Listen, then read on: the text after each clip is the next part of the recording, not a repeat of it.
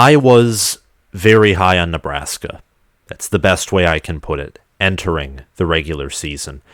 At this point in the year, I thought the Cornhuskers would be 7-0, 4-0 in conference, that they would be at a point where they'd start to catch the attention of the outside world. They'd start to attract outside attention, much like Michigan State did last year. People would begin to look at this team and say, they're 7-0.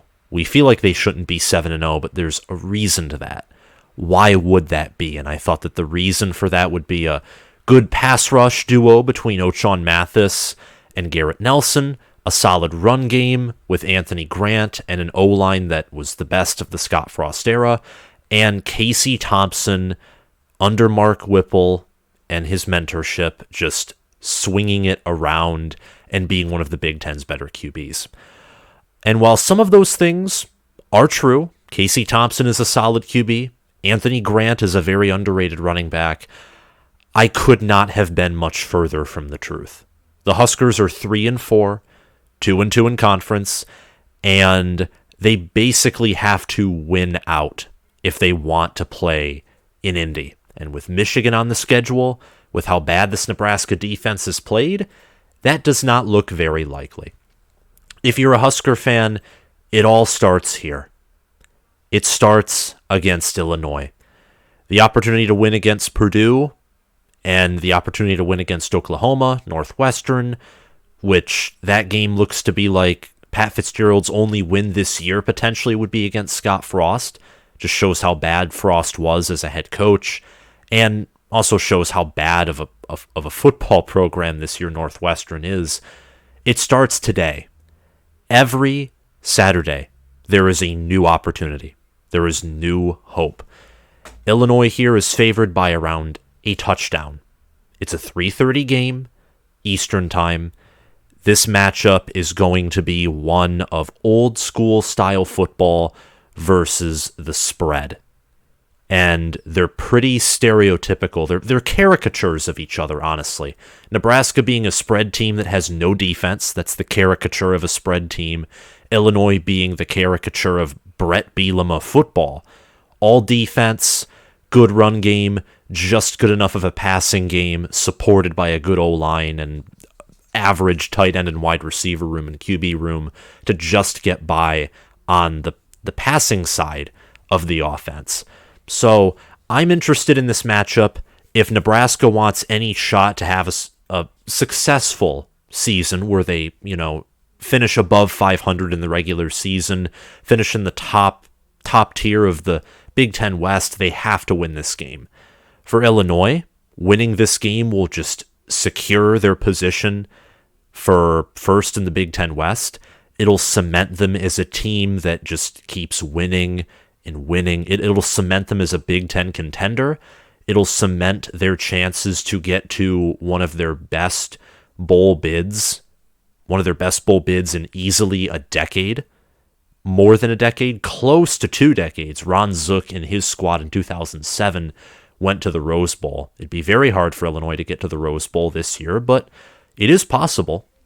Just very unlikely. So there is more on the line in this game than one might think when you look deeper, when you look into the team's schedules, when you look into how they've performed, when you've watched both of these programs play and look at their schedule, see what's in front of them, you realize that these two teams can contend for things that you either don't think right now because of their record or because their name. Illinois is not a prestigious football name, but you know what? They're winning games, they're ranked in the top 20, and they can run the football on you, and their defense can frustrate you into criminal errors. This game is a 3:30 game, and it will air on ABC. Illinois is favored to win in both the spread and by the computers. They're given a 68.3% chance to win, according to ESPN's FPI. They're favored by 7.5 points, so around a touchdown. Illinois, they have a better staff. I mean, Ryan Walters is one of the best DCs in the country, it's looking like right now, and Barry Looney Jr. is an underrated offensive coordinator. And then Brett Bielema, a head coach who had plenty of success at Wisconsin and in the Big Ten as a defensive coordinator too, before becoming the head coach of Wisconsin. I believe he was the DC. And honestly, what a job he's doing at Illinois. Fantastic job. Nebraska has some players on their staff too. They have Bill Bush, who's the interim DC. He's also the special teams coordinator before being moved to that position. He's a stud there, along with working with defensive backs, where he produced All-Americans at LSU when he was there. You have Mark Whipple. Mark Whipple having a good reputation at Pitt. This Nebraska offense looks to be the best Nebraska offense under what was once the Scott Frost era. You have Mickey Joseph, who's the interim head coach, former wide receivers coach at Louisiana, where he coached Justin Jefferson, Jamar Chase, just to name a few names. So great wide receivers coach. Both of these staffs are underrated. And Illinois, Nebraska, again, I said they're caricatures of each other. Nebraska's better, I think, at quarterback, wide receiver, tight end. Illinois is better at the fundamental old-school style football. Trench play, defense, with the addition of running back. Chase Brown leads the nation in rushing yards. He has over 1,000 rushing yards. And boy, oh boy, with how bad Nebraska's rushing defense is, that's going to be the story of the game. What will Chase Brown do? How many times will Illinois run the football on Nebraska? That's going to be a big part in who wins this game. Casey Thompson and Tommy DeVito, they are, by statistics, they are pretty similar. DeVito has thrown far less interceptions. Thompson's thrown 400 more yards. Thompson is 73rd in QBR. Tommy DeVito is, by comparison, 26th. Both have passer ratings in the 140s. Thompson's is 3 points higher with a 148. Tommy DeVito's is a 145. There's no doubt that Tommy DeVito statistically completing 70% of his passes, Thompson just 64% of his passes. DeVito is the quarterback who's asked to do less and does a better job while being asked to do less than Casey Thompson. Casey Thompson with a far worse offensive line than Tommy DeVito. DeVito's been sacked 11 times. Casey Thompson's been sacked 19 times. And Nebraska's run blocking, that's terrible too, much worse than Illinois'. There's even a greater disparity in run block between the two offensive lines. Casey Thompson is asked to do quite a bit. Not nearly as much as Tommy DeVito is. And I think just with the fact that Chubba Purdy and Logan Smothers exist, meanwhile, Illinois has Arthur Sitkowski, who's not good, I would have to give quarterback to Nebraska. I've already explained running back. Offensive line and defensive line, if you've looked at Nebraska and how they play this year, and if you look at how Illinois plays football this year, check that right off, and that's Illinois' to themselves, essentially. Same with linebacker, defensive back, special teams, all of which Illinois is more efficient in than Nebraska.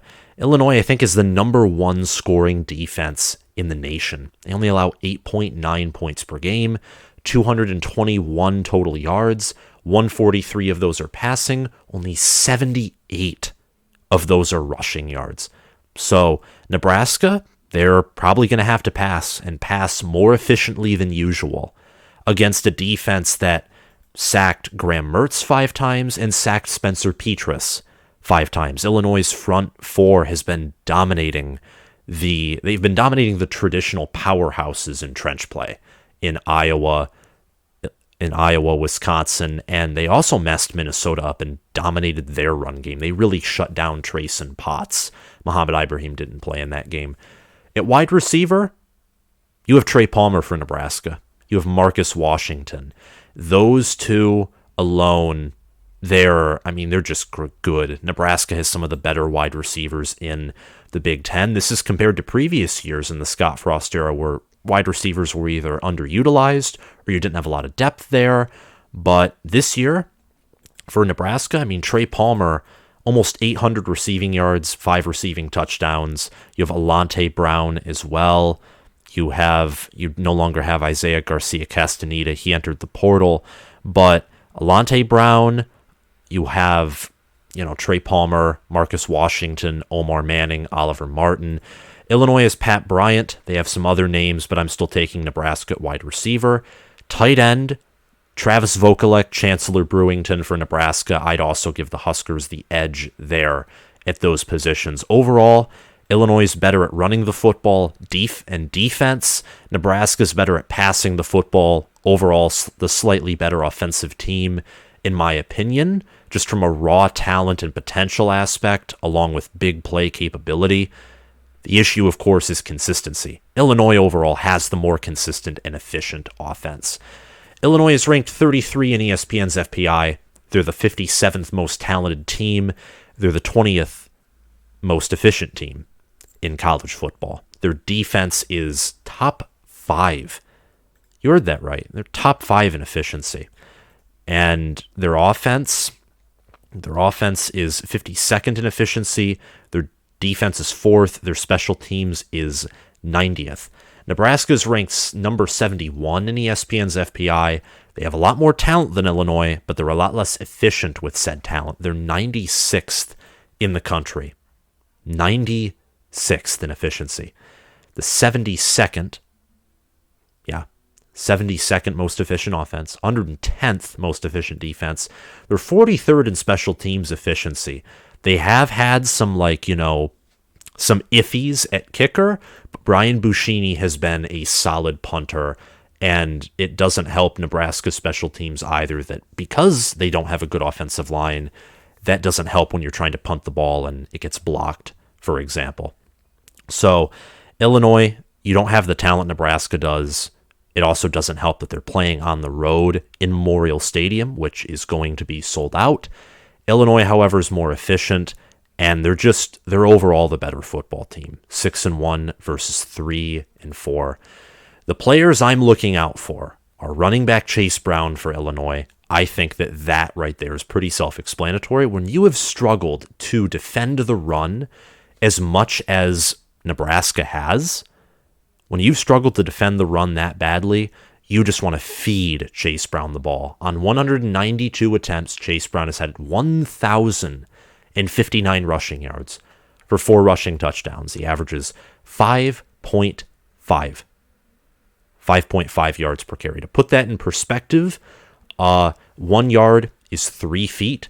He's running for 16.5 feet per carry. And he's 5'11", 205. He also has 107 receiving yards on the year, averages 7.1 yards per reception, and he has 2 receiving touchdowns. He also occasionally returns kickoffs. He has 6 kickoff return attempts. Chase Brown is physical. He has a great offensive line behind him, and just Nebraska cannot. They don't have a D tackle room. Their defensive ends in Ochaun Mathis and Garrett Nelson, I think, are good, but they're pass rushers. Their strength is pass rush. They're not good at stopping the run. No one on Nebraska's defense is good at stopping the run. So look for Chase Brown to not. He's going to have a big day, I think, no matter what. The question is how big of a day. If Nebraska can let him have a big day, but keep it within some reason and also have a really efficient offense, which is we're going to transition to Trey Palmer, and I think he's Nebraska's player to look out for. I think that Chase Brown, if they feed him the ball enough times, and if Nebraska's offense just doesn't play a near A-plus level game, it is Illinois' game to lose because their run game and their defense are just so dominant. When you can run the football, and when you also have a competent passing game, when you have some semblance of balance, even though Chase Brown dominates the offense, you're hard to stop if you can run the ball, you have a pass game, and you have a really solid defense. It's hard to stop you, especially when you're a 3-4 team like Nebraska with an offense that is inconsistent and you have absolutely no defense. This is where Trey Palmer comes in, though. Trey Palmer is the consistency. Trey Palmer is a fantastic wide receiver. Came from LSU with Mickey Joseph to Nebraska. He's had 47 receptions, 781 receiving yards, and 5 receiving touchdowns. He averages 16.6 yards per reception.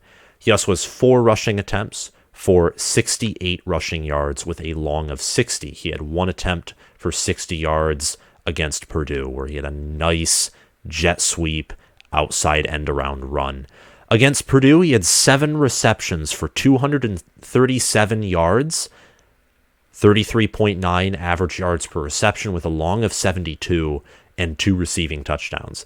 Against Indiana, he also had a touchdown that was longer than 70 yards. He had a long of 71, 1 receiving touchdown, 8 receptions for 157 receiving yards.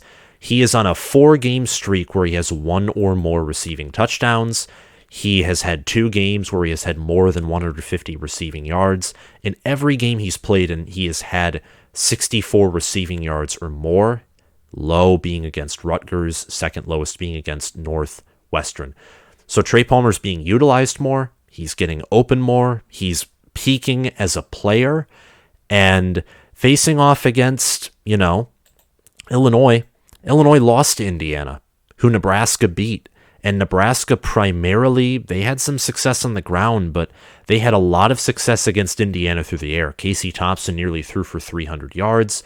He completed 66% of his passes, one of which was a 71-yard pass to Trey Palmer from Casey Thompson. So Nebraska can get big plays on you through the air.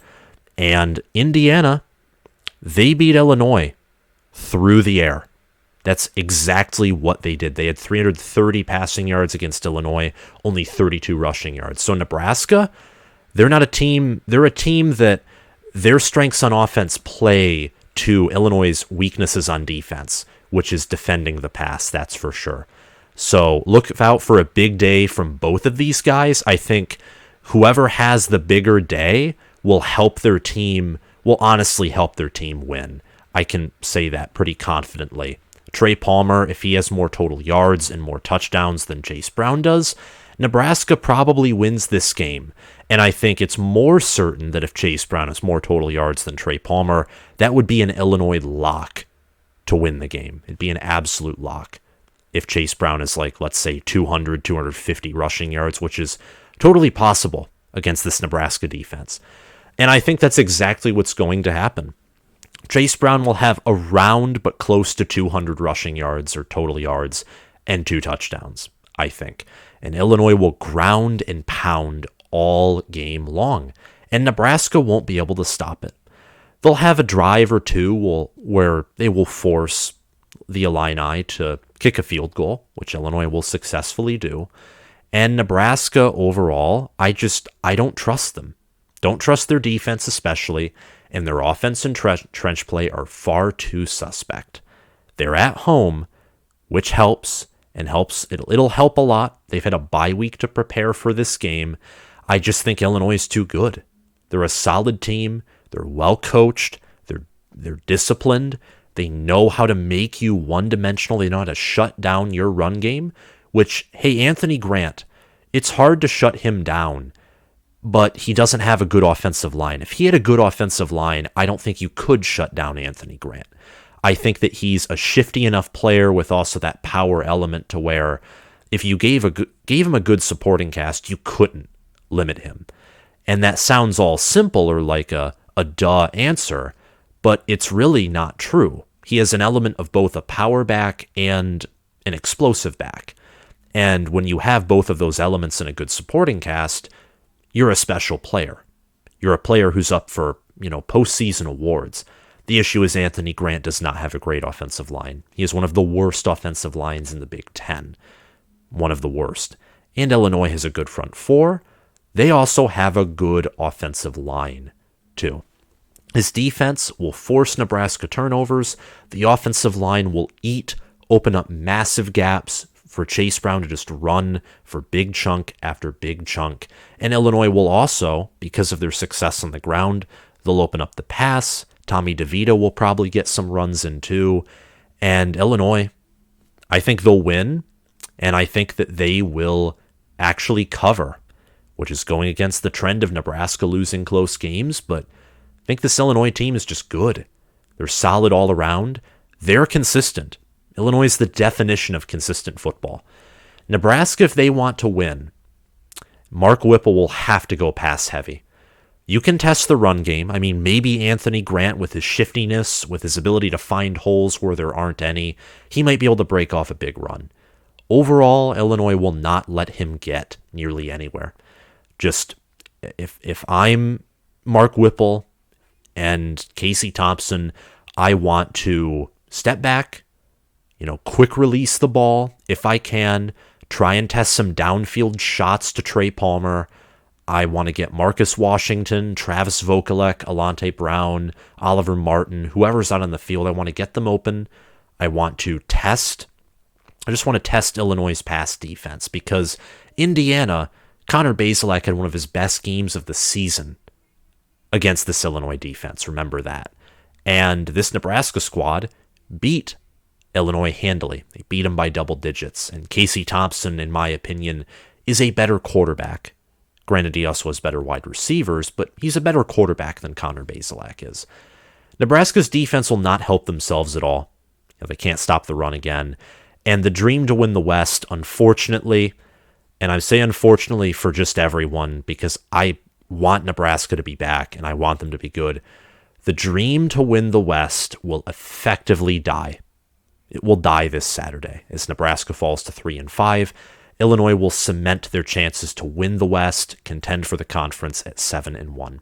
And that's my prediction in the end of this video. If you liked it, make sure to hit that like button, hit that subscribe button, click the notification bell, and comment your thoughts on this video down below.